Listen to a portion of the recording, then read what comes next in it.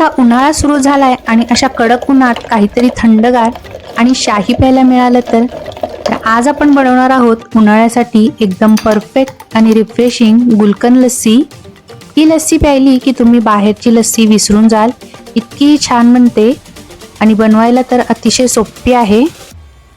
चला तर मग वेळ न घालवता रेसिपीला सुरुवात करूया। आता त्यासाठी इथे मी 2 वाट्या दही घेतलेलं आहे। हे दही आपल्याला थंड आणि घट्टसर असं दही घ्यायचं आहे। आता यामध्ये आपल्याला 2 ते 3 चमचे गुलकंद घालायचा आहे आणि आपल्याला इथे 1-2 चमचे पिठी साखर घालायची आहे। गुलकंद गोड असतो त्यामुळे तुमच्या आवडीनुसार तुम्ही इथे पिठी साखर घाला। तर अर्धा चमचा आपल्याला वेलची पूड घालायची आहे, त्यामुळे फ्लेवर तर छान येतोच आणि सुगंध येण्यासाठी पण आपण यामध्ये ही वेलची पूड घातलेली आहे।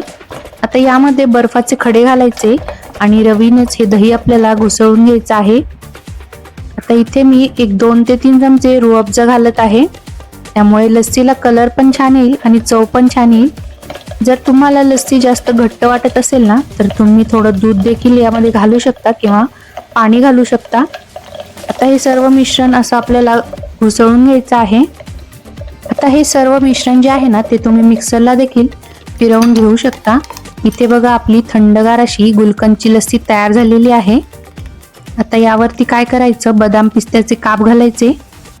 लस्सी बनवताना नेहमी ताजं आणि थंडच दही घ्यायचं आहे, जास्त आंबट दही आपल्याला इथे घ्यायचं नाही, म्हणजे गुलकंदचा जो स्वाद आहे ना तो या लस्सीमध्ये छान येतो। इथे बघा आपली छान अशी लस्सी तयार झालेली आहे। जर आजचा हा व्हिडिओ आवडला असेल तर लाईक करा, शेअर करा आणि सबस्क्राईब करायला विसरू नका। चला तर मग भेटूया अशाच एका नवीन रेसिपीमध्ये।